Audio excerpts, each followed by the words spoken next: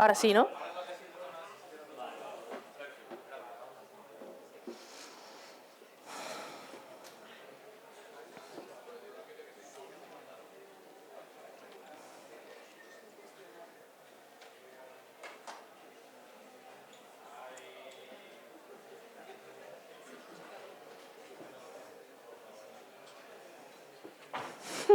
Uy.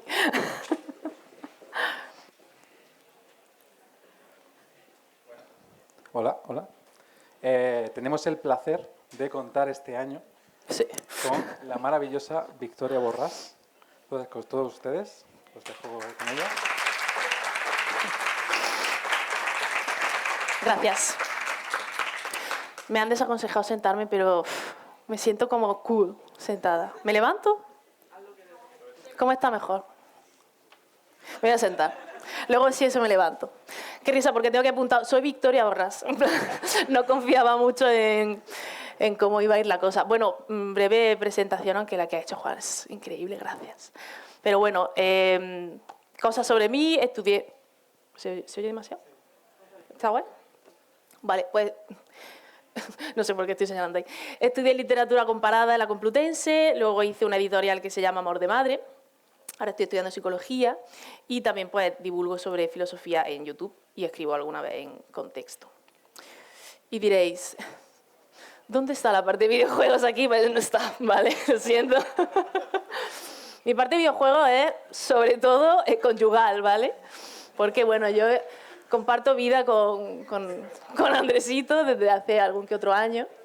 Y lo cierto es que diría yo que Andresito pues sea la persona que más, o sea, como el verdadero amante de los videojuegos, el mayor conocedor del ámbito. A mí me produce todo el rato, me sorprende, ¿no? No deja de sorprenderme su amor por los videojuegos. Y de alguna manera, como chica que quiere gustarle a los chicos a través de los videojuegos, he dicho, vale, vamos a enterarnos de qué va esto, ¿no? Entonces, bueno, full disclaimer.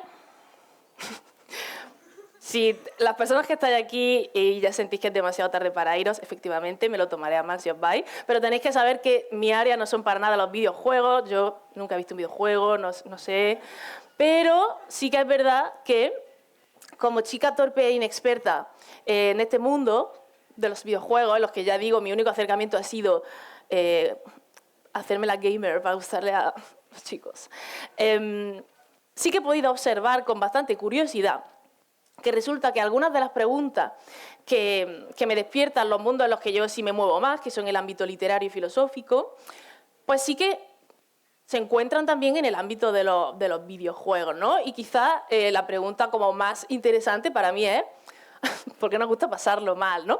¿Por qué construimos experiencias cuyo objetivo es provocarnos miedo, provocarnos angustia, provocarnos frustración, provocarnos incomodidad? ¿Y qué pasa cuando alguien elige voluntariamente entrar en el territorio de estar jodido, ¿no?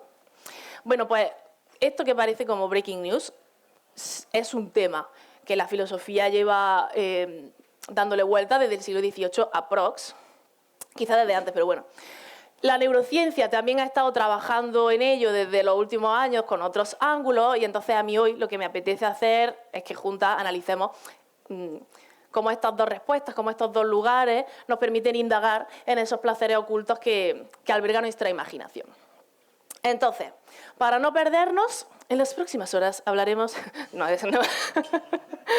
en los próximos minutos, espero que no sea muy pesado, lo siento. Vale, pues vamos a recorrer 5 ideas. La primera, un poco el elemento introductorio, es esta paradoja de por qué el malestar nos provoca placer, por qué el miedo nos puede provocar placer.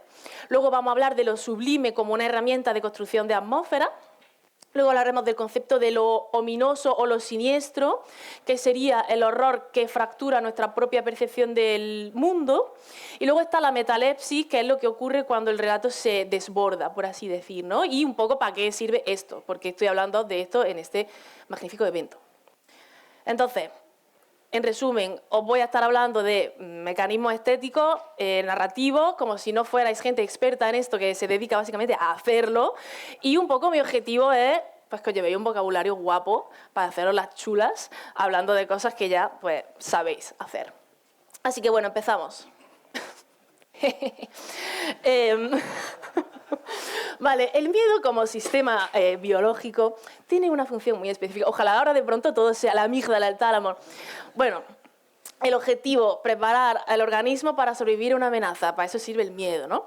Entonces, la neurociencia nos dice que el miedo funciona vía dos vías. La primera, que es la vía rápida, que viene directamente del tálamo y va directamente a la amígdala, y ahí dispara una respuesta muy rápida sin que hayamos procesado bien lo que estamos viendo, que es básicamente lo que hace que este pobre gato se asuste al ver un pepino, porque el pobre... Bueno. Y luego la segunda, que es la que en principio nos hace más listos que los gatos, es que va un poquito más lento y permite que te des cuenta que en realidad la serpiente que te estaba dando mucho miedo es un palo, es solo un palo. No pasa nada. Y entonces pues no hace falta salir corriendo, ¿vale? La gracia está en que estas dos vías se activan a la vez ante el mismo estímulo, pero cada una va un poquito a su ritmo, ¿vale? Entonces, ¿esto qué significa? Que cuando estamos ante una experiencia de horror bien construida, la vía rápida ya se ha disparado, ya está la respuesta de miedo activa, antes de que la vía lenta se haya dado cuenta de que estás literalmente en tu casa delante de la tele y que no hay ningún monstruo que te va a comer, ¿no? Entonces, ¿qué pasa? Que el cuerpo ya ha entrado en modo supervivencia y ahora hay que ver ¿qué hacemos con toda esa energía emocional que ha provocado la vía rápida de vamos a morir, cuidado? Eso no desaparece, sino que hay que ver cómo se transforma en no salir corriendo porque has visto un palo, ¿no? Entonces, esa tensión entre estos dos sistemas y el exceso de energía emocional que nos proporciona la vía rápida y la necesidad de explicaciones que nos proporciona la vía lenta es justo donde vamos a estar moviéndonos hoy. Entonces, la primera respuesta que nos da la filosofía sobre este tema nos la trae David Hume. Lisa. Y bueno, de hecho, si os fijáis, en la primera cita ya se vislumbra un poco esta idea bueno, obviamente Hume lo dice de forma como mucho más poética, ¿no? Pero esta idea de que las energías no desaparecen, sino que se transforman, ¿no? Que es un poco lo que ahora está apuntando la neurociencia, que es lo que ocurre con las emociones que vamos a estar tratando hoy, ¿no? Pero alejándonos un poco de las neurociencias, que ya entraremos... ¡Qué horror! ¿Te imaginas? Bueno, no. Entraremos brevemente, lo prometo. Vale, pues de la tragedia, David Hume pues, se va a preguntar cómo puede ser que la angustia y el miedo nos den placer. Y su respuesta va a estar básicamente en que es la forma, entendiendo la forma como la elocuencia, la construcción narrativa, la belleza con la que se ha construido la obra, van a tener la capacidad de transformar esa emoción negativa en algo placentero. Básicamente, lo que va a decir es que lo que sentimos ante el horror no va a desaparecer, sino que va a alimentar un placer estético. Y la habilidad del autor va a estar precisamente en contar una historia que nos permita redirigir ese impacto ante lo terrible para convertirlo en deleite, ¿no? La segunda idea que va a estar planteando David Hume es que en el relato de horror no disfrutamos realmente del horror, sino de la manera en la que está representado. Disfrutamos de la estructura que lo contiene, de la forma, ¿no? Y lo que transforma la emoción negativa en placer no es tanto el contenido como la elocuencia de la representación, como la habilidad, como decía, con la que está construida la historia. Entonces, ahora sí, volviendo a la neurociencia, un poquito más tarde, los psicólogos, pues, como decía al principio, se van a estar interesando también por esta perversión de la mente que hace que nos guste pasarlo mal, ¿no? Y qué lógica hay detrás de esto, ¿no? Entonces, el psicólogo Dolph Zillman, aquí lo tenéis de joven y luego de viejo. Claramente de viejo estaba como menos contento, no sé por qué. Concreta bastante lo que ya David Hume estaba comentando bastante tiempo antes, ¿no? Que es que cuando el miedo activa el sistema nervioso va a generar una energía fisiológica que no va a desaparecer de golpe cuando cesa el peligro, sino que se queda latente. Y esa latencia, en ese intervalo, esa energía residual, se va a, digamos, adherir a la siguiente emoción disponible, que muy probablemente sea el alivio de descubrir que en realidad no vas a morir. Entonces, ¿qué pasa? Que ese alivio va a amplificarse porque tiene la energía que ha provocado el sistema antes y se va a convertir en euforia. Es decir, que la energía que nos produce algo aterrador no va a desaparecer inmediatamente cuando el peligro cesa, sino que se va a multiplicar la siguiente emoción con ese alivio, provocando una intensificación del placer, ¿no? El subidón que sientes cuando sobrevive a una escena de terror no viene solo del alivio, sino del miedo que ha alimentado esa emoción de alivio, ¿no? O sea, digamos que es como la gasolina para tu carro del terror es el miedo alimentando el placer, ¿no? Entonces, esto explica algo que todas pues, probablemente ya sepáis de forma intuitiva, que es que lo que nos hace adicta al terror no es el susto, sino el segundo después del susto. Aquí filman. Vale, pues entonces, básicamente, mientras Hume nos estaba explicando por qué no apartamos la mirada y nos quedamos embelesadas ante el horror, a través de esa experiencia estética, a través de ese artificio que contiene el horror, Hillman nos va a explicar por qué nos sentimos tan vivos cuando nuestro cerebro cree que ha estado a punto de entregar la cuchara, a punto de palmar. Y es precisamente por esta intensidad y redirección de la energía que ha activado la vía rápida just in case esa serpiente sea una serpiente y no un palo, ¿no? Sin embargo, esto se sostiene demasiado en los planteamientos en los que no es miedo lo que tienes, sino un susto. Como que no te ha dado tiempo a ver las cosas, ¿no? Pero ¿qué pasa cuando el terror no se basa en pegarte un susto? ¿Qué pasa cuando el horror lo que hace es que no nos está ofreciendo una salida, no nos está ofreciendo una respuesta, cuando se está quebrando nuestra lógica de percepción del mundo? Y aquí digamos que lo interesante no es explorar tanto por qué me ha gustado darme un pequeño sustillo, sino por qué me atrae aquello que me hace pensar lo impensable, ¿no? Entonces, si hasta ahora hemos estado hablando del susto y de la adrenalina y del alivio que nos produce darnos cuenta de que al final pues, no pasa nada malo, ahora vamos a entrar en otro territorio que a mí me encanta, me gusta mucho, que produce una emoción más compleja, también más duradera, y que tiene que ver con la construcción de la atmósfera del horror, ¿no?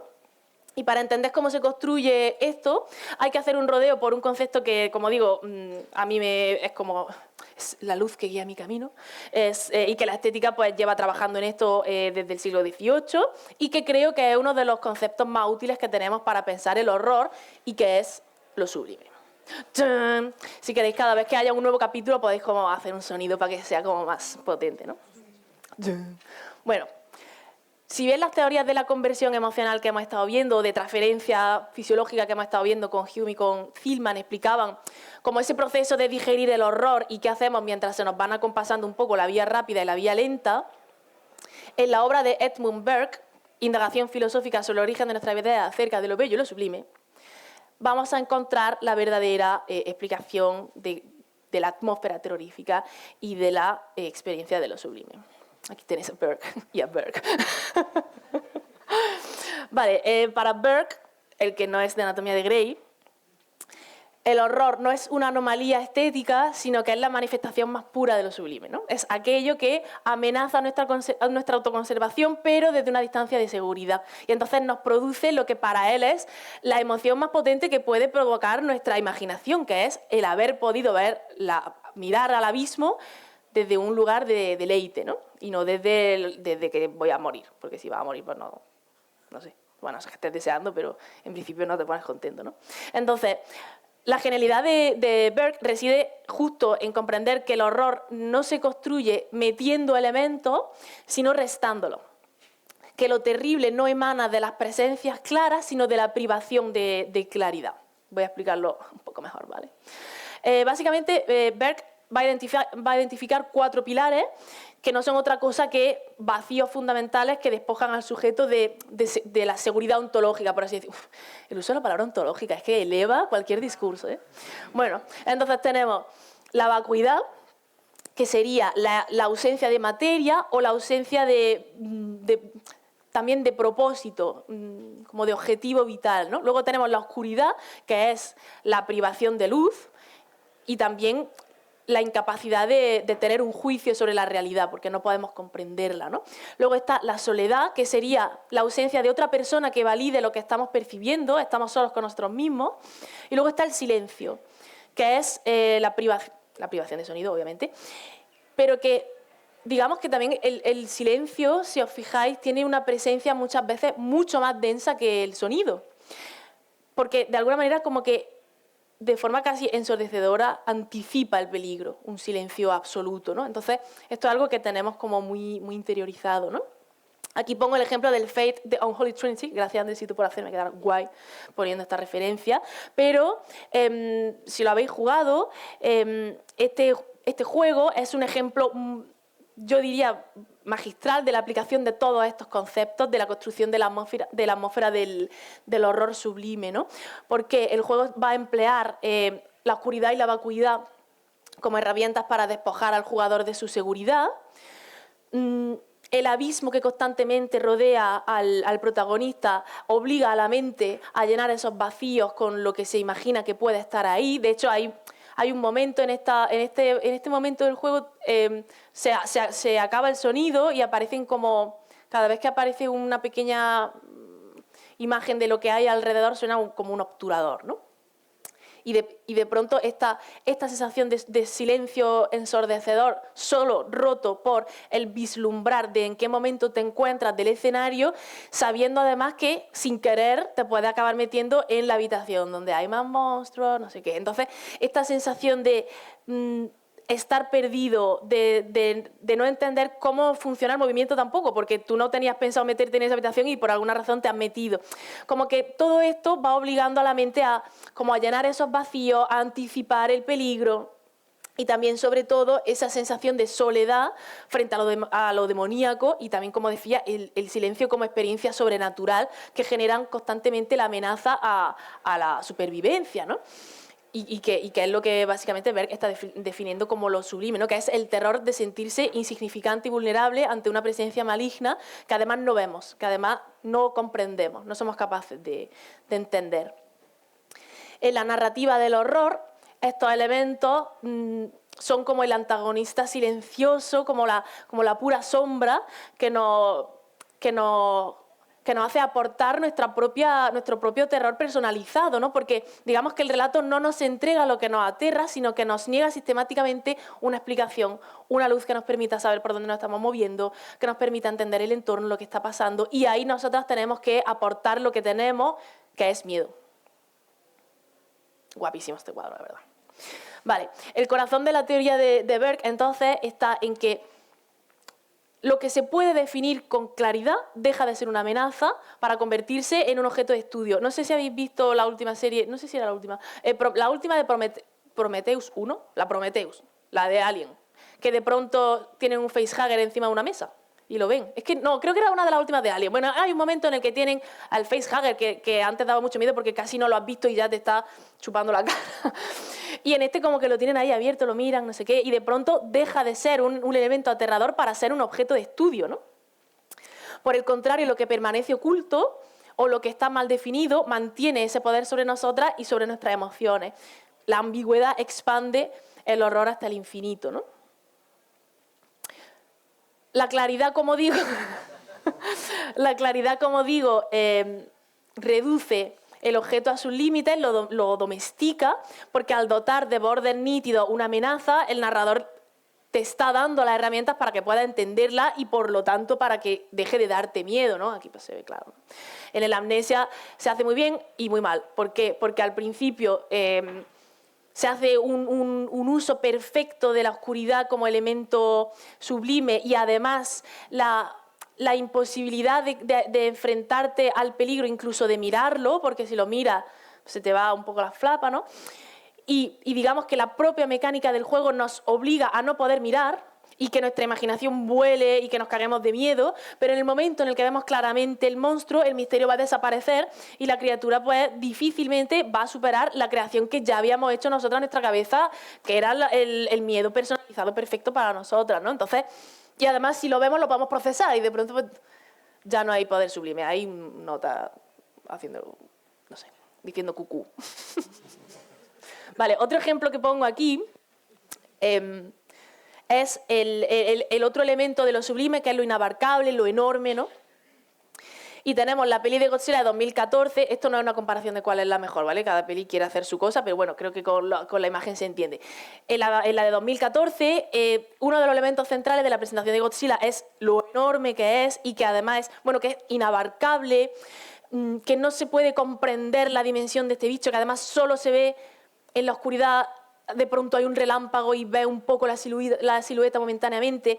Todo esto, todas estas sensaciones de magnitud de la bestia, todo, la noche, el peligro, la incomprensión, la vulnerabilidad, la la irrelevancia como personas dentro de lo que está pasando, alimenta esta sensación de terror sublime, ¿no? Por el contrario, en la peli de Shin Godzilla, que se busca realmente hablar de otra cosa, pues se rompe absolutamente la ilusión de la criatura infinita, inabarcable, incomprensible, y lo desplaza más hacia lo grotesco o incluso hacia lo cómico. Es verdad que... ¿Habéis visto Shin Godzilla? Vale, el Godzilla va como DJ evolucionando y en la fase 2 parece un pollo, es muy gracioso. Pero cuando puse la imagen daba como miedo, entonces dije, vale, voy a poner esta que da menos miedo. Pero cuando la ves en la peli, da risa, realmente da risa, ¿no? Porque... Bueno, como digo, cada película busca un efecto, pero aquí estamos hablando de cómo la misma criatura se puede presentar como un ser que significa destrucción, que significa apocalipsis, o, bueno, habrá que gestionar a esto que está ahora paseando por el parque, ¿no? Otro elemento de sublimidad que podemos ver súper claramente en este tremendo peliculón, que espero que hayáis visto y si no, pues que la veáis, que es esta sensación de vacuidad, de vacío físico, de vacío emocional también, que es como algo que está muy presente en Under the Skin. No tenemos referencias espaciales de ningún tipo y estamos absolutamente vulnerables ante una entidad que tampoco podemos comprender. Otro ejemplo, para terminar con estos elementos de la idea del terror sublime, es el final del proyecto La Bruja de Blair, que es esta idea de la privación total de respuesta, de la incomprensión, de la soledad. Y aquí, pues, como digo, Berg lo que está sosteniendo todo el rato es que es nuestra ignorancia de las cosas lo que causa toda nuestra admiración y lo que suscita todas nuestras pasiones, ¿no? Entendiendo pasiones como las grandes emociones que nos sobrecogen, ¿no? Entonces, para Berg, el conocimiento es el enemigo absoluto del terror. Cuanto más sabemos de algo, menos miedo nos da. Entonces, bajo esta premisa, el verdadero creador de horror, tenemos que entender que no es el autor, sino el espectador.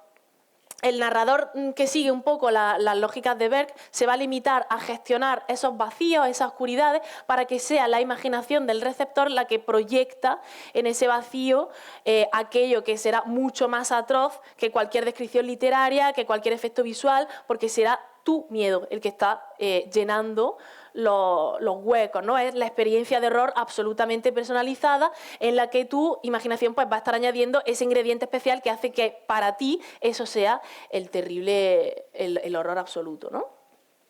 De manera que lo sublime es un juego de sombras donde lo que se sugiere va a ser infinitamente más vasto y más poderoso que lo que se muestra, ¿no? Y es en este espacio de privación donde el horror va a dejar de ser el susto antes de darte cuenta de que no hay peligro para transformarse en una atmósfera, ¿no?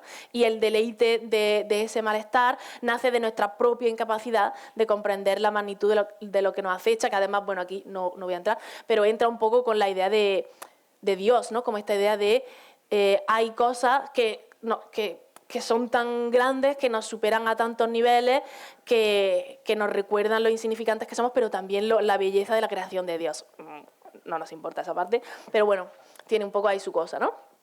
Y con esto pasamos a Kant y lo que él va a estar llamando el colapso de la razón. En la crítica del juicio, Kant va a distinguir dos tipos de experiencia sublime. Lo sublime dinámico, que es aquello que no podemos vencer, es la fuerza absoluta ante el cuerpo frente al cual no tenemos absolutamente ninguna posibilidad de supervivencia y ninguna respuesta. Y luego está lo sublime matemático, que es lo que no podemos medir, lo que desborda cualquier escala que intentemos aplicarle. Una tormenta en mitad del océano, el cosmos, la nada, lo que nos hace conscientes de nuestra capacidad de que nuestra capacidad de comprensión tiene un límite, ¿no? En todos los casos, el placer estético no viene de la amenaza en sí, sino que viene del momento en el que nos damos cuenta, en el que nos hacemos conscientes de que somos virtualmente inexistentes, de que somos tan minúsculos frente a la vastedad del universo, de la oscuridad, de la noche, del océano, que lo único que podemos hacer es recurrir a la razón para intentar sobrevivir allí donde el cuerpo no podría, ¿no? Y ahí es donde tiene lugar la experiencia estética. Yo sé que si estuviera viendo esta cosa es porque voy a morir o he muerto ya. Pero contemplar algo que en cualquier otra circunstancia solo podría significar contemplar nuestra propia muerte despierta esta emoción de sublimidad, ¿no? Para mí, bueno, todos los poemas de Rilke, pero concretamente las elegías de Duino, creo que encapsulan perfectamente este sentimiento de lo sublime, ¿no? Esta idea de... Me gusta mucho porque en esta traducción además se dice, pues la belleza no es nada, sino el principio de lo terrible, que todavía somos apenas capaces de soportar, y lo admiramos tanto porque serenamente desdeña destrozarnos. El serenamente desdeña, es como, no desea destrozarnos, es que es como la nada, un destrozarte como irrelevante, ¿no? Pero es el fin de tu existencia, ¿no? Entonces, bueno, está guapísimo. Leed a Rilke. ¿Qué significa esto en términos de diseño narrativo? Significa que el horror más potente no depende de lo que aparece, sino de lo que el espectador proyecta en el vacío. La historia va a crear las condiciones, pero el miedo lo construye la persona que lo recibe. Me estoy repitiendo muchísimo, pero bueno, ya está. Entonces, esto va a exigir, obviamente, un arte a la hora de decidir qué quieres mostrar y qué no quieres mostrar, y qué pregunta es mejor dejar sin respuesta, porque muchas veces el tormento de la incomprensión se gestiona fatal. De hecho, sí que yo, como estudiante de psicología, sé que una mala noticia se gestiona mucho mejor que la incertidumbre. Como que estamos mucho mejor preparados para encajar una hostia que para no saber si nos van a pegar una hostia. Entonces, jugar con eso te da muchísimo poder, ¿no? Cuando la narrativa lo muestra todo, la imaginación para. El arte de crear horror consiste, como decía, en ese proceso de co-creación, que además, Eva, tú lo comentabas ayer en tu ponencia también, donde el autor va a poner las condiciones y el espectador va a construir la experiencia estética y la amenaza, ¿no? Y obviamente aquí, pues todo lo que se queda sin respuesta, todo lo que se queda sin comprensión absoluta va a producir mucho más terror, ¿no? A mí me gusta llamarlo como una erótica del espacio negativo. El terror enseñando el tobillo, ¿no? Vale. Bueno, hemos visto a Burke y hemos visto a Kant, que trabajan con esta cosa de lo enorme, lo oscuro, lo que nos desborda por su magnitud, por la fuerza, por el tamaño. Pero hay otro tipo de horror que no necesita nada de eso.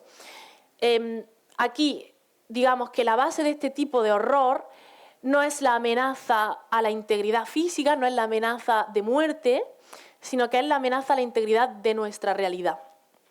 Como sujetos operamos bajo un pacto tácito con el mundo, que rige una serie de leyes que son constantes, y cuando la narrativa es capaz de subvertirnos esto, el horror que se crea es de tipo ontológico, mi palabra favorita de hoy, ¿no?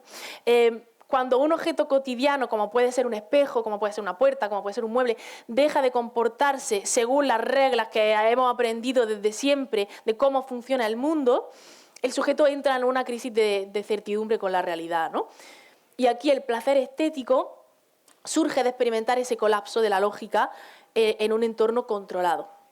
Por ejemplo, en la obra de Magritte, si el espejo, que se supone que es el objeto más honesto de nuestra cotidianidad, deja de seguir las leyes de la física, colapsas, ¿no? O sea, si tú esperas ver tu cara reflejada y lo que ves reflejado es tu cogote, algo se ha roto heavy en la realidad, ¿no?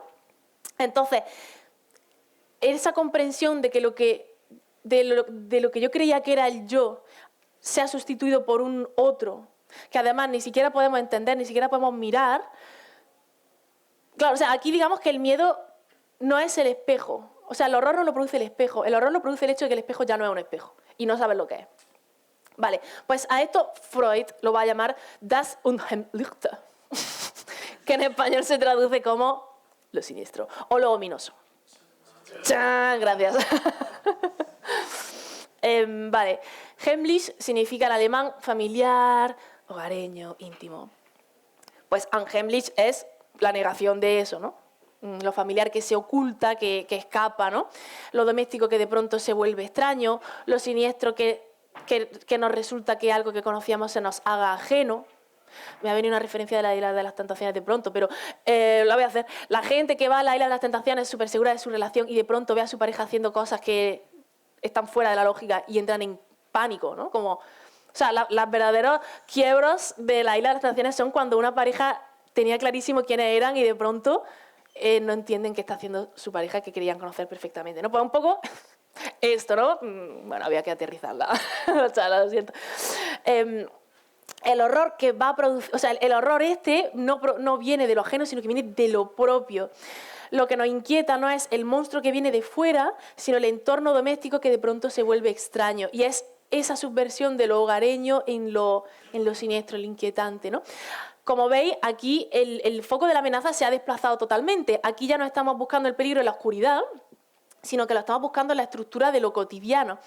El horror aquí va a residir en la sospecha de que lo que creíamos conocer, nuestra casa, nuestra familia, nuestro propio cuerpo, en realidad oculta una naturaleza hostil. Entonces, el dispositivo narrativo aquí no está en la oscuridad, sino en la distorsión de nuestra realidad, en la distorsión de lo reconocible. Si Burke, no sé cómo pronunciar,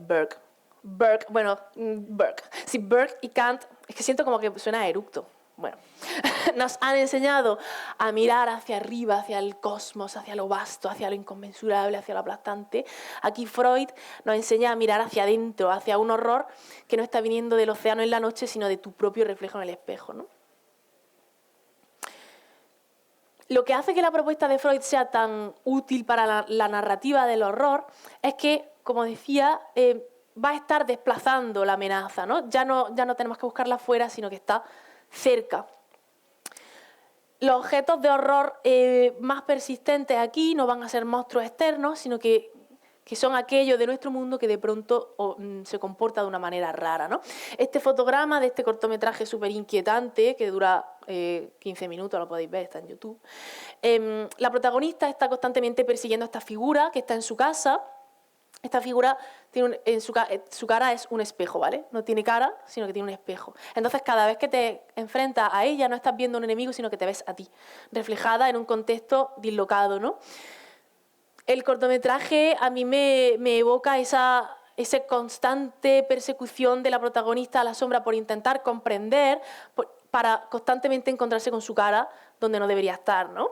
Y todas las lógicas que sostienen la realidad, como la gravedad, la estabilidad del suelo, pues se van resquebrajando y de pronto todo va perdiendo como el sentido de la realidad, ¿no? Lo fuerte aquí es que además lo ominoso no necesita la oscuridad para atormentarte, sino que de hecho va a operar siempre a la luz del día, en lugares familiares que podrían haberte hecho sentir que estabas a salvo y entonces la hostia que te llevas es todavía mayor, ¿no?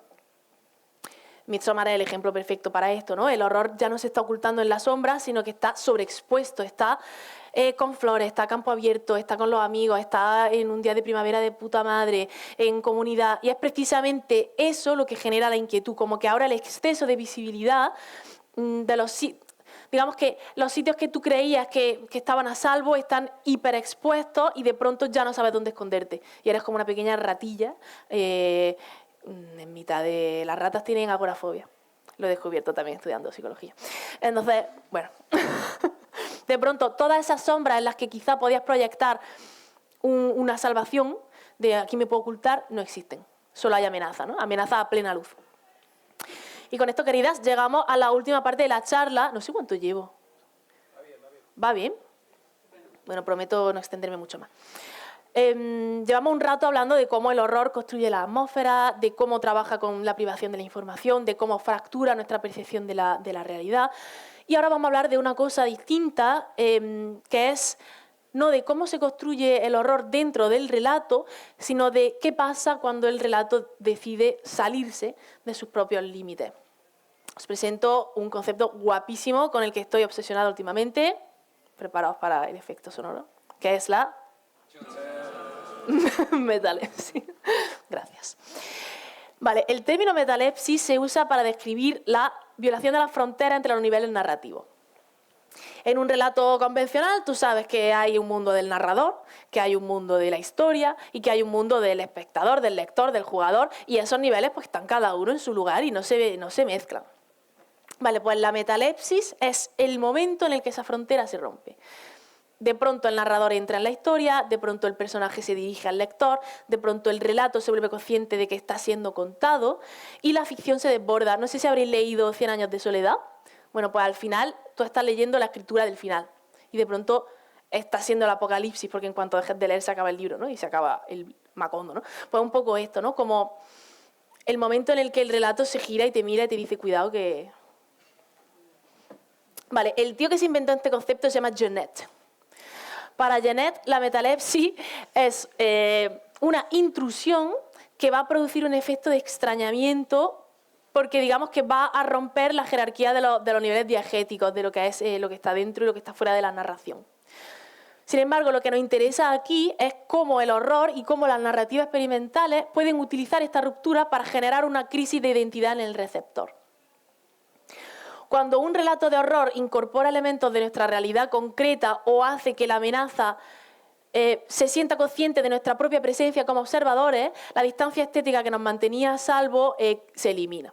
Aquí pongo otro ejemplo que también Andresito es el que me lo ha dado para hacerme quedar súper guay. Gracias de nuevo. Esto es un juego en el que se ve que tú estás divirtiéndote y de pronto le das a guardar y en lugar de darle a guardar le das a eliminar. Y claro, es como un gesto que haces sin pensar y cuando dices, ¿seguro que quiere eliminar? Pensando que pone, seguro que quiere guardar, le das a que sí y el juego pues te hace la de que te está borrando todo. Y tú de pronto pues te cagas, ¿no? Porque es como, hostia, ya no me da miedo el juego, me da miedo que he borrado todo lo que he hecho. Y luego, y además eso, a ser eliminado successfully, con éxito. sucesivamente, todos los juegos, ¿no? Aquí se ha roto absolutamente la distancia de seguridad y a ti, jugador, te está dando un susto en tu propio mundo. Se ha salido de los límites narrativos del juego y está utilizando el artefacto que tú misma estás manejando como ese elemento de quiebro, ¿no? Si el relato conoce mi nombre, si el relato se puede dar la vuelta y mirarme, ¿qué otras reglas de su mundo están invadiendo el mío? En el horror, si el relato sabe que yo estoy ahí, si el relato me identifica como el lector, el jugador o el observador, yo ya dejo de estar a salvo al otro lado, ¿no? No sé si habréis visto Funny Games. Si la habéis visto ya sabéis lo que pasa en este momento de la película. Si no, para no dar tampoco muchísimos detalles, Haneke lo que hace aquí es castigar al espectador por su propio deseo de ver el horror y nos hace cómplices. Y con esto también nos dice que las reglas de la ficción son arbitrarias y que el personaje tiene poder sobre el soporte. El momento del mando, es que no sé, ¿hago el pequeño spoiler? No lo hago, ¿sí? Vale, no. Bueno, vedla. La veis. Pero esto genera una impotencia absoluta en el espectador, ¿no? Porque ya no somos observadores que están mirando desde fuera sin implicarse y diciendo, joder, qué mal lo que está pasando, sino que de pronto somos cómplices o víctimas del verdugo que sabe que lo estamos mirando y está haciendo todo esto para nosotros. O sea, el momento en el que se gira este nota y te dice, espero que te haya gustado lo que he hecho, hostia, es tu culpa un poco, ¿no? Porque hasta este momento, por muy bien que estuviera construido el miedo, hay una parte de nosotros que sabe dónde está la salida. Sabemos que somos los espectadores, sabemos que si cierro el libro se acaba y no pasa nada. Pero la metalepsis borra esa certeza y digamos que ya no estamos viendo el horror desde fuera, sino que la frontera que separaba estos dos mundos ha fallado y de pronto ya no está tan claro en cuál de los dos estamos. Aquí tendría que haber puesto, obviamente, un cachito de Ring, que juega todo el rato con eso, con que si ves la peli se sale el bicho de la tele. Pasa que, claro, ahí no hay una metalepsis real, sino la experiencia de... Pero bueno, ¿me entendéis? Ahí como que se juega un poco con esto de tú creías que simplemente estás viendo una película y de pronto la película sale a tu mundo, ¿no? Entonces, digamos que la metalepsis ya no juega con el relato, sino con tu voluntad como sujeto, y esto lo que va a producir es una disociación del yo, ¿no? El sujeto deja de ser un agente del relato para convertirse en un objeto de estudio en la narración, ¿no? Digamos que en este contexto, yo aquí es donde, jugando al Stanley Parable, fue aquí donde me di cuenta que podía no hacerle caso a lo que iba diciendo el narrador. Pero se ve que puedes darte cuenta antes, yo fue ahí. Entonces, ¿qué pasa? Que en este contexto la metalepsis va a transformar esta interactividad de la que estoy hablando en una trampa, de manera que cuanto más intentas demostrar que eres libre y que estás ejerciendo tu voluntad, más evidente se hace que las paredes del relato son infranqueables y que todos tus movimientos ya han sido diseñados y ya forman parte del relato, ¿no? No puedes rebelarte contra el juego. El juego, cada vez que intentas no seguirle el rollo, realmente le está siguiendo el rollo. Solo que tú crees que no, pero en realidad sí. Vale, entonces, llegados a este momento, cabe preguntarse por la teología de este esfuerzo estético. O lo que es lo mismo. ¿Todo esto para qué? Y para esto, Bueno, esto ya son las conclusiones, ya os dejo partir, pero he hablado muy rápido a lo mejor. No, va bien. Bueno, se acaba ya, ¿eh? Todo esto para qué, queridas amigas. Pues para responder a esto y para terminar en condiciones con esta charla, me veo forzada a citar, por supuesto, al sexy Aristóteles. Aristóteles... ¿Te apetece purgar unas pasiones? Bueno, Aristóteles decía que pasar un mal rato era la mejor manera de purgar las pasiones. Purgar las pasiones aquí significa como experimentar de pleno una emoción para poder exteriorizarla y entenderla, ¿no? Entonces aquí el relato de horror funciona como un simulador de vulnerabilidad.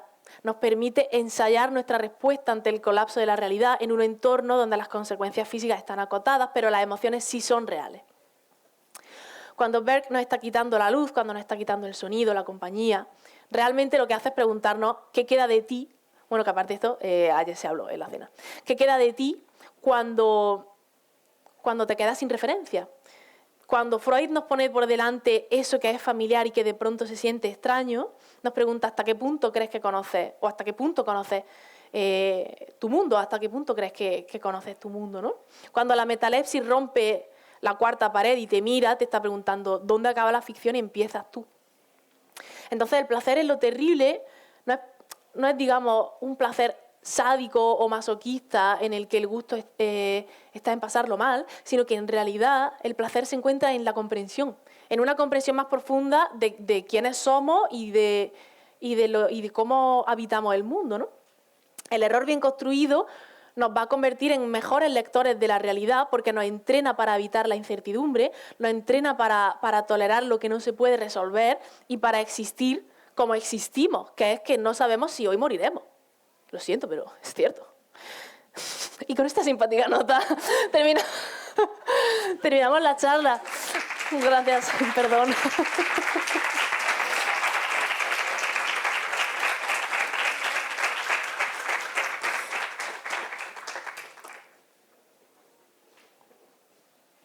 Que no vamos a morir hoy. Seguro que no. Bueno, si alguien tiene alguna pregunta. Tampoco me preguntéis mucho, que yo no sé nada. Andresito, dale una foto a esto que se la mandemos a Ricardo. Dale una foto a esto que se lo mandemos a Ricardo. Hola, buenas, saludos. Hola, saludos. Con esto me surge la duda de que, con esto que dices de que es verdad, ¿no? Que el horror siempre, o sea, muchas veces nace del no saber qué hay más allá, que te da más miedo el no saber si te van a dar una hostia que el recibirla. Me pregunto, rollo, ¿cómo se afronta el expandir una obra de terror cuando es muchas veces casi inevitable que cuanto más se expande, más conozcas al enemigo? Por ejemplo, yo estaba viendo el otro día, que no es de terror, ¿no? Pero es un ejemplo que sirve, que estaba viendo The Boys, la serie esta de superhéroes así como macabros.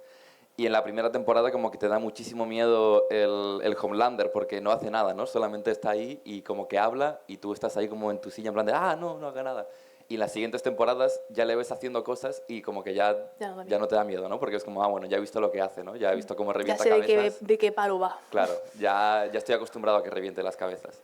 Y entonces, si hay, en plan, ¿cómo se afronta esto, no? ¿Cómo se afronta si hay ejemplos o herramientas de expandir una obra de terror con secuelas o lo que sea y que este enemigo o este villano te dé cada vez más miedo en lugar de menos? Borrar las huellas de... O sea, gracias por tu pregunta, Renato. Pero, claro, aquí lo que hemos estado viendo son distintas herramientas para provocar distintas emociones. Cada una ataca a un sitio. Si tú lo que quieres es atacar a la incertidumbre, a la incomprensión de la realidad, cuanto menos expliques, mejor. Entonces, ahí fallaríamos en el intento de provocarle a la persona un quiebro de comprensión, porque hay un momento en el que tú ya sabes que si aparece el nota, pues te va a reventar la cabeza o lo que sea, ¿no? Y como que lo siniestro realmente está en lo incierto. Lo otro es otra cosa, lo otro es gore, lo otro es un susto que también tiene también funciona, pero digamos que el tipo de terror que vas a provocar va a variar en función de lo que le des y lo que le quites al espectador o al jugador o al lector, ¿no? Entonces, supongo que ahí la decisión está en ti, en qué tipo de emociones tú quieres evocar, porque si quieres provocar una emoción de vacío, una emoción de muerte, una emoción de incierto, cuanto menos expliques, mejor. Si lo que quieres es provocar, joder, este tío que mal rollo da, no sé qué, y simplemente sabes que cuando aparece se viene algo concreto, con eso vale, ¿no? Pero supongo que aquí el objetivo, si tú como desarrollador, tú piensas que tú sí tienes que conocer la amenaza y tienes que entender perfectamente a qué tipo de emociones vas a atacar. La persona que está jugando no tiene por qué saberlo, pero tú sí. Entonces, luego supongo que el tema está en ir borrando las huellas que te permiten entender. Las huellas que a ti mismo te han permitido llegar a ese lugar. Pero la persona que después vaya detrás de ti leyendo o experimentando lo que tú has creado, que no tenga nada, ningún asidero, ¿no? Que no tenga nada que le dé un pequeño atisbo de tranquilidad. Y ahí pues supongo que el arte tuyo como desarrollador y como escritor y como artista está precisamente en saber qué arrebatarle al lector para que sienta el horror, ¿no? Y claro, ahí hay que entender qué tipo de miedo estás tú intentando provocar. Cada tipo de miedo pues, es distinto. Muchas gracias, Victoria Borràs. Vale, sí. Sabe. Hola, ¿qué tal, Victoria? Muy Hola. chula la charla y eso. Gracias. Te quería preguntar, o bueno, más que preguntarte, te quería pedir ayuda. Porque a mí lo que has contado de la sublimidad me parece chulísimo, me parece un recurso interesantísimo, lo vivo mucho y me gusta. Lo de la metalepsis igual, pero lo que no soy capaz de disfrutar nada es el terror. A mí me gustan muchísimo los videojuegos y no soy capaz de jugar a juegos de terror. Lo paso fatal. Entonces, te quería preguntar si sabes, dado todo lo que sabes de esto, si sabes recursos o formas para poder jugar a un videojuego de terror y no cagarte encima tanto. O directamente algún juego de terror que tú hayas jugado, que te haya gustado. O que Tu vía rápida está hiperactivada, tu vía lenta está muy lenta. Tienes que... Recordemos el principio de la charla. Yo te diría que supongo que lo que te pasa es que entras mucho en la experiencia. Total. Y se te olvida que estás Que jugando, estoy en mi ¿no? casa, sí. Exacto. Entonces, quizá hay que entrenarlo, ¿no? Lo que pasa es que quizá no lo entrenes, porque para ti la experiencia es total, ¿no? Y realmente estás a salvo. Entonces, experimentar el terror con la potencia del que no sabe que en realidad está en su casa es un privilegio. Entonces no renuncies. Yo te diría, pues ve jugando con la luz encendida, no sé qué, ponte música simpática de fondo y poco a poco ve poniéndote como pequeños asideros de cordura que te recuerden que estás en el mundo de la realidad y poco a poco ve quitándolo. Pero yo te diría, no, abraza ese miedo, porque es la experiencia guapa. Es lo que pensaba, que yo me meto tanto que igual lo paso demasiado mal por estar tan dentro. Hasta por luego unas Entonces, respiraciones, un infurrelax y un vale, agradecimiento a la experiencia, ¿no? me tomo la respuesta como échale huevos y ya. Échale huevo, ya está. Abraza el terror, tampoco hace falta echarle huevo, abrázalo y ya. ¿Alguna pregunta? Ah, vale.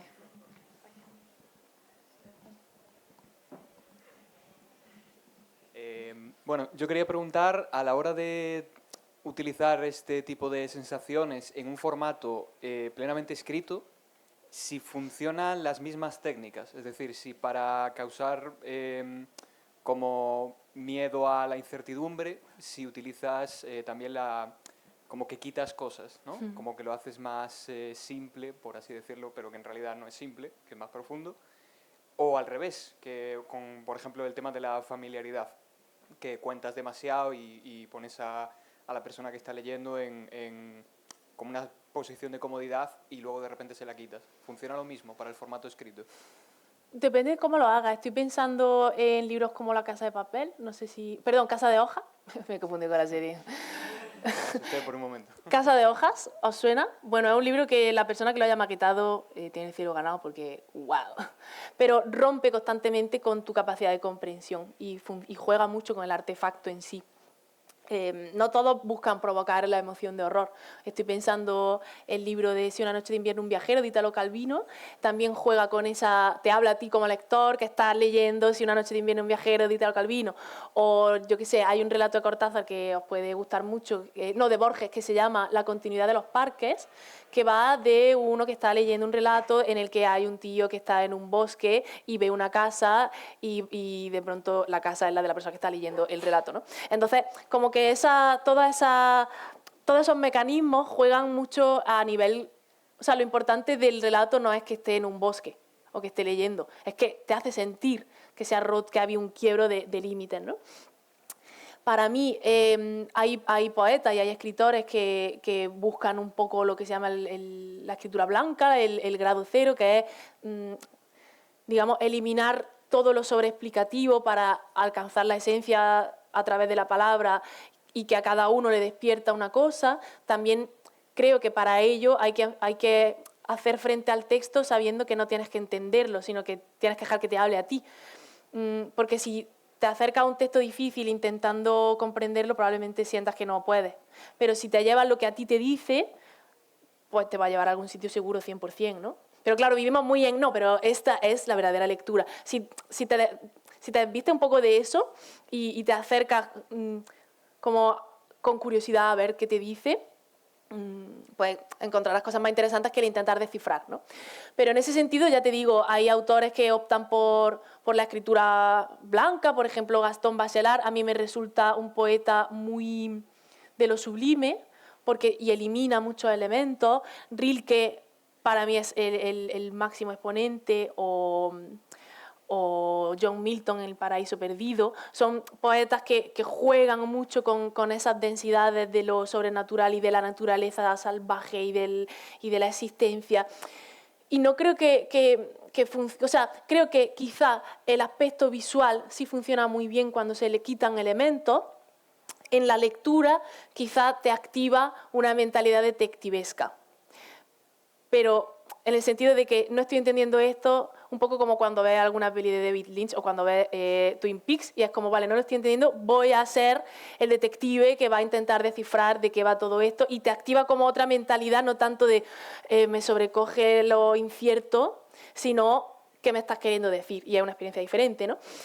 Cada uno, o sea, realmente los recursos son infinitos. Y hay unos que funcionan y otros que no. Lo siento, no te respondí una mierda, pero he hecho un name dropping espectacular. Ya está, perdón. Lo siento muchísimo. Me ha gustado la explicación.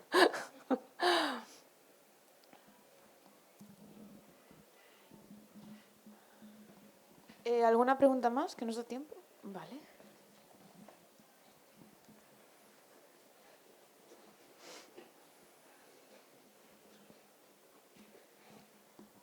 Gracias. Una pregunta. Bueno, a mí me pasa un poco lo contrario a nuestro anterior, que yo creo que estoy tan acostumbrada al terror que, por ejemplo, como estábamos hablando de literatura, me gusta mucho leer, pero no he encontrado un libro de terror que realmente me inquiete. O sea, que me dé asco, sí. Hay mucha literatura pues, que escriben cosas así un poco tal, pero que me crea esa incertidumbre, pues no lo he conseguido todavía encontrar. Entonces, no sé si tienes alguna clase de recomendación de alguna lectura que te haya inquietado o que te haya dicho, wow, que te haya dejado completamente sin palabras. Para mí, lo sublime se encuentra más fácilmente en la poesía que en la narrativa, porque deja como más piedras sin girar. Más piedras sin girar. Bueno, que no te lo da todo así. Pero es verdad que hay algunos libros que tienen momentos de sensación, de esa sensación. Mariana Enríquez creo que lo hace muy bien. Los relatos de las cosas que perdimos en el fuego juegan mucho con eso. Y Nuestra parte de noche yo diría que está dentrísimo del terror sublime, y es increíble el libro. Y luego, no sé, estaba pensando que Lovecraft juega mucho con eso, pero a mí no me da miedo. Pero creo que juega muy bien con el horror cósmico y con esta sensación de irrelevancia frente al universo y los dioses que habitan el universo, etcétera, ¿no? Como los dioses y los ángeles como que juegan un poco a eso, ¿no? Y quizá, ya te digo, creo que realmente uno no puede esperar que un libro sea horror sublime, sino que tenga momentos que te hagan sentir eso. Y son muy personales. Digamos que si el juego busca, o sea, si el libro busca eso, probablemente no lo consiga. Pero habrá momentos que te evoquen a ti esa sensación. Para mí esos dos, o sea, Mariana Enríquez yo diría que es bastante maestra de esto. Luego, en general, todas las autoras de literatura de terror de Latinoamérica dominan bastante a la perfección este mundo, pero aquí en España también tenemos a Mónica Ojeda, que también juega muy bien con esto, Laila Martínez, bueno, una autora a la que yo he publicado, ¿no? Pues su libro Carcoma, a mí no me parece que dé horror sublime, pero juega con estas presencias, con los ángeles que en realidad son insectos que dan miedo, con las criaturas que están ocultas en tu casa, como las presencias, ¿no? Pero ya te digo, no esperes encontrar una experiencia de horror sublime en un libro, sino en momentos, y eso en poesía creo que es bastante más fácil de conseguir que en narrativa. No sé si te he respondido. Gracias, sí, sí. Vale, última pregunta del día. Bueno, de la mañana, por lo menos. Por la mañana, perdón. ¿Sí?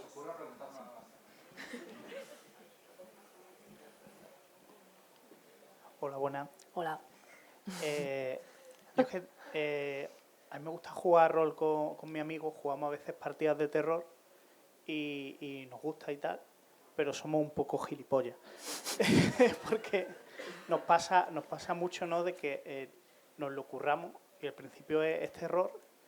Hacemos todo el tema este de ocultamos la criatura, nos la enseñamos, hacemos mucho escenas forenses, ¿no? Te contamos las consecuencias de la criatura y tal y no sale nada, pero ¿qué pasa? Que en algún momento algunos nos ponemos nerviosos y tendemos al chiste y hacemos una broma.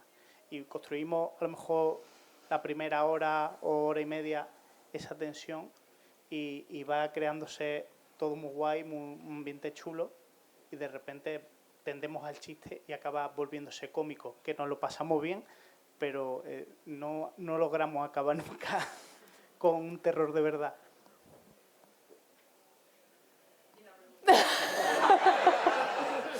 ¿Te entiendo? La pregunta era ¿cómo lo evitamos? ¿Cómo lo evitamos? Tienes que tener a un buen director que tú diriges. A veces sí, otras veces no, pero al final siempre, vale. Al final siempre es uno u otro. Ya, nos ha pasado mucho. Yo jugué durante muchos años a rol con Andresito, siendo él el director. Y es normal que precisamente en los juegos en los que se intenta construir mucha tensión se busque liberar la tensión. Sobre todo son muchas horas. Pero creo que hay momentos que, o sea, tu máster tiene que saber en qué momento merece la pena proteger la atmósfera. Entonces, es verdad que yo recuerdo, y no olvidaré nunca, mi primera partida fue de la llama de Zulu y morir. Y en la muerte, yo esa muerte la recuerdo como experiencia de sublime. O sea, yo ahí sentí el horror cósmico de no hay nada que puedas hacer, vas a morir. Y en la partida nos reímos muchísimo y además 5 minutos antes morimos porque sacamos 27 millones de pifias, teníamos que tirarle una silla a uno y de pronto nos la tiramos entre nosotros. O sea, de pronto éramos imbéciles, ¿vale? Y morimos. O sea, y las consecuencias fueron que se acabó. It's over. Fuimos dados a un ser. Entonces, hay que saber encontrar el momento, porque incluso el momento de alivio cómico puede bajarte la guardia para después dejarte jodido.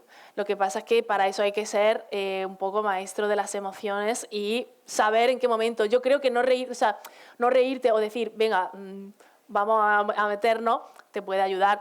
Jordi también se le da muy bien generar estas situaciones, probablemente te sepa ayudar más porque yo solo he sido la que hace bromas. O sea, yo nunca he sido la que ha tenido que reconducir la situación, pero he tenido la suerte de compartir muchas partidas con gente que se le da muy bien construir personajes, construir ambientes y dirigir. Y la clave está en reconducir, dar lugar, pero sin que eso se coma todo el juego. Porque reírse también está muy guay. Sí.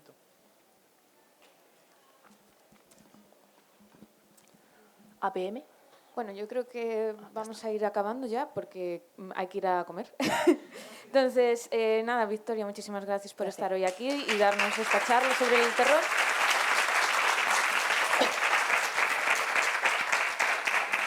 Y nada, muchísimas gracias también a todo el mundo que ha asistido a la charla y recordaros que ahora hacemos una pequeña pausa y que a las 4 retomamos las charlas. Gracias.